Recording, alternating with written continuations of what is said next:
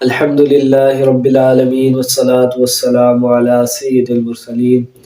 اما بعد فاعوذ باللہ من الشیطان الرجیم بسم اللہ الرحمن الرحیم۔ فرمان مصطفیٰ صلی اللہ تعالی علیہ وآلہ وسلم ہے، جو شخص مجھ پر ایک مرتبہ درود پاک پڑھتا ہے اللہ عز و جل اس پر 10 رحمتیں نازل فرماتا ہے۔ سبحان اللہ، صلو علی الحبیب صلی اللہ علی محمد صلی اللہ علیہ وآلہ وسلم۔ ناظرین کرام، ہمیں بھی چاہیے کہ ہم بھی نبی کریم صلی اللہ تعالیٰ علیہ وآلہ وسلم پر کثرت کے ساتھ درود پاک پڑھیں۔ آج کا میرا موضوع غزوہ بدر ہے، یعنی غزوہ بدر وہ جنگ، وہ غزوہ جس میں نبی کریم صلی اللہ تعالیٰ علیہ وآلہ وسلم بذات خود شریک بھی ہوئے، اور یہ مسلمانوں کی جو پہلی غزوہ تھی، یعنی پہلی جنگ تھی کفار کے خلاف، وہ یہ غزوہ بدر تھی۔ نبی کریم صلی اللہ تعالیٰ علیہ وآلہ وسلم جب ہجرت کر کے مدینہ شریف چلے گئے تو پھر بھی کافروں نے جو ہے وہ مسلمانوں پر ظلم و ستم کرنا نہیں چھوڑا، بلکہ کافر کسی نہ کسی بہانے سے مسلمانوں کو تکلیفیں پہنچاتے، انہیں تنگ کیا کرتے تھے۔ تو مسلمانوں کے خلاف انہوں نے پھر منصوبہ بندیاں کی، سازشیں کی، اسی طرح کیا نام ہے مسلمانوں کے خلاف مسلمانوں کے خلاف جنگیں لڑی وغیرہ وغیرہ۔ تو پہلے تو یہ بات کہ غزوہ کہتے کسے ہیں، وہ جنگ وہ جس میں نبی کریم صلی اللہ تعالیٰ علیہ وآلہ وسلم خود شامل ہوئے ہو، وہ غزوہ کہلاتی ہے۔ امام بخاری کی روایت کے مطابق غزوات کی جو تعداد ہے وہ 19 ہے، جن میں سے 9 ایسی غزوات ہیں کہ جن میں جنگ کی نوبت پیش آئی، یعنی جنگ لڑی گئی۔ باقی جو غزوات ہیں، وہ جو 10 غزوات ہیں، وہ ان میں یا تو جنگ کی نوبت نہیں آئی یا ان میں جنگ نہیں ہوئی، تو یعنی کہ 9 غزوات میں جنگ کی جو ہے وہ نوبت آئی۔ اچھا، غزوہ بدر کے اسباب کیا بنے، کہ غزوہ بدر کس وجہ سے ہوئی، اس کی کیا وجوہات بنی، تو آئیے وہ سنتے ہیں۔ کہ مسلمانوں کو جب مسلمانوں کی کافروں کے ساتھ جو پہلی جنگ تھی، یعنی سب سے بڑی جنگ تھی، وہ غزوہ بدر ہے۔ بدر ایک مقام ہے مدینہ شریف سے کچھ فاصلے پر، جو گاؤں ہے۔ اچھا، وہاں پر ایک کنواں تھا جس کے مالک کا نام بدر تھا، اس وجہ سے اس جگہ کا نام جو ہے وہ بدر آتی ہے۔ بدر شہر مدینہ سے تقریباً 113 یعنی 113 کلومیٹر دور ہے، اور بائی روڈ اگر اس کا جو مسافت ہے وہ تقریباً 152 کلومیٹر ہے۔ تو بدر سے پہلے بھی مسلمانوں اور کافروں کے درمیان میں چھوٹی چھوٹی لڑائیاں ہوتی رہتی تھی، لیکن ایک دفعہ کافروں کی جو ایک ٹولی تھی، یعنی گروہ کہہ لیں، ایک گروپ کہہ لیں، وہ مدینہ شریف میں آ گیا۔ اب اس نے وہاں پر لوٹ مار مچائی۔ ایک دفعہ ایک کافر اس لڑائی میں جو ہے وہ مارا گیا۔ اب جو کفار مکہ تھے، انہوں نے وہ آپس باہر آ گئے، تو انہوں نے کہا کہ ہم اس کا بدلہ لیں گے اور یہ وہ، تو پھر اس وجہ سے جو ہے وہ جنگ بدر کا مارکا پیش آیا۔ جنگ بدر کا ایک سبب یہ بھی بنا تھا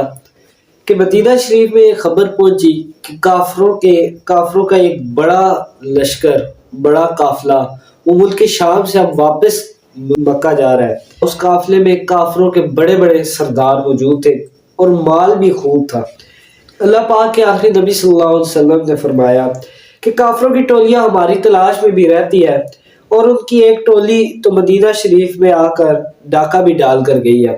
لہٰذا کیوں نہ ہم یہ قریش کا جو قافلہ آ رہا ہے اس پر حملہ کر دیں، اور اسے اس طرح ان کی جو شامی تجارت کا راستہ ہوگا وہ جو ہے وہ بند ہو جائے گا یا رک جائے گا، اور وہ مجبور ہو کر ہم سے صلح کر لیں گے، یعنی کہ کوئی صلح کی تدبیر نکل آئے گی۔ تو نبی کریم صلی اللہ تعالیٰ علیہ وآلہ وسلم کی یہ تجویز سن کر مہاجرین و انصار جو ہے وہ سب تیار ہو گئے۔ چنانچہ آپ 2 رمضان المبارک 2 ہجری کو بنا کسی خاص بڑی جنگی تیاری کے چل پڑے، جو جس حال میں تھا اسی حال میں روانہ ہو گیا، اور اس لشکر میں مسلمانوں کے ساتھ نہ زیادہ ہتھیار تھے نہ ہی کوئی فوجی راشن کی کوئی مقدار تھی، کیونکہ کسی کو یہ گمان ہی نہیں تھا کہ اتنی بڑی جنگ ہو جائے گی یا جنگ کی بھی نوبت آ جائے گی۔ اہل مکہ کو جب یہ خبر پہنچی کہ مسلمان مدینہ سے باہر نکل گئے ہیں تو پھر انہوں نے بھی جنگ کے لیے تیاری شروع کر دی۔ جب آپ کو یہ اس کی اطلاع ملی تو آپ صلی اللہ تعالیٰ علیہ وآلہ وسلم نے صحابہ کرام علیہ الرضوان سے مشورہ کیا اور انہیں یہ بتا دیا کہ ممکن ہے کہ اب جنگ کی جو ہے وہ نوبت آ سکتی ہے۔ مہاجرین و انصار دونوں نے آپ کی اطاعت کی اور حفاظت کے عزم کا اظہار کیا۔ مدینہ شریف سے 1 میل دور آنے پر آپ صلی اللہ تعالیٰ علیہ وآلہ وسلم نے لشکر کا جو ہے وہ جائزہ کیا اور جو چھوٹے بچے تھے انہیں واپس ان کے گھروں کی طرف بھیج دیا، واپس جانے کا حکم ارشاد فرمایا۔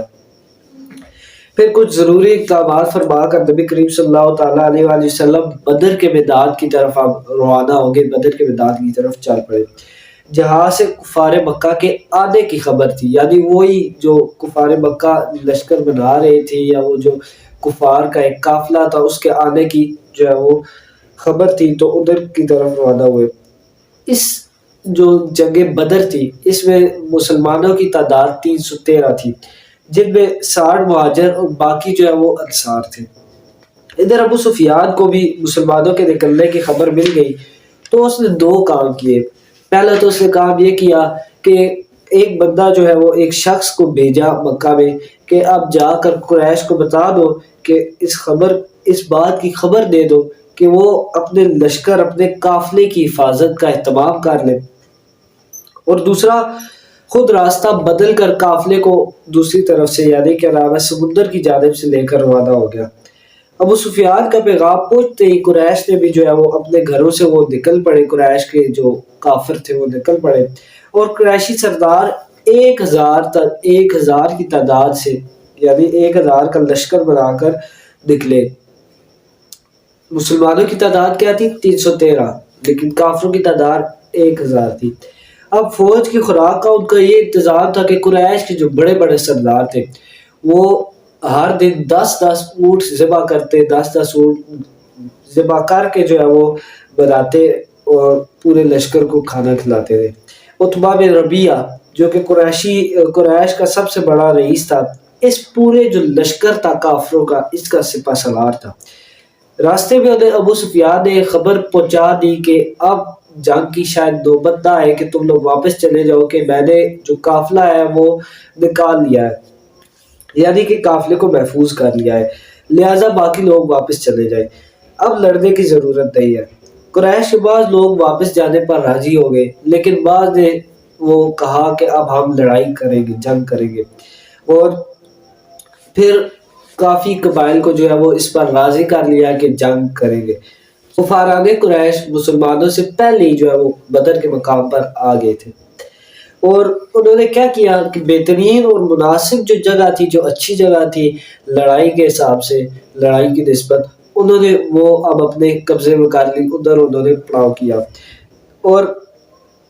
اب مسلمانوں کو جو ہے وہ جنگی اعتبار سے اچھی تو جگہ نہ مل سکی، لیکن خدا پاک کی یہ تدبیر ہوئی کہ وہاں پر بارش ہوئی۔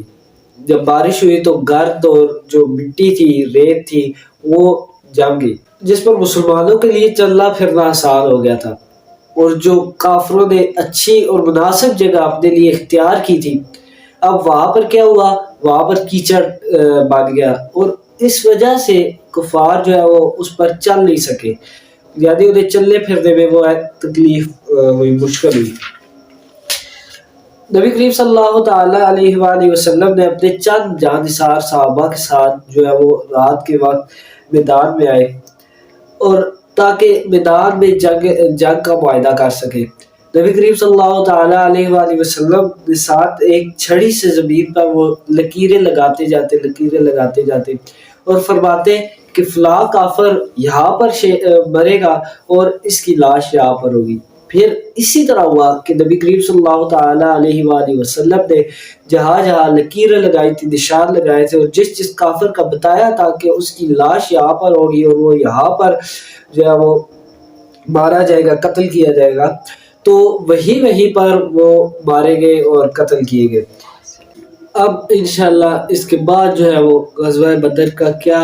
نتیجہ ہوا، کتنے صحابہ شہید ہوئے اور کتنے جو کافر ہیں وہ واصل جہنم ہوئے، پھر قیدیوں کا یا مال غنیمت کا کیا کیا گیا، تو وہ انشاءاللہ العزیز غزوہ بدر کے پارٹ 2 میں انشاءاللہ العزیز بیان ہوگی۔ تب تک کے لیے آپ سے اجازت چاہتا ہوں، ملتے ہیں نیکسٹ ویڈیو میں۔ اللہ حافظ۔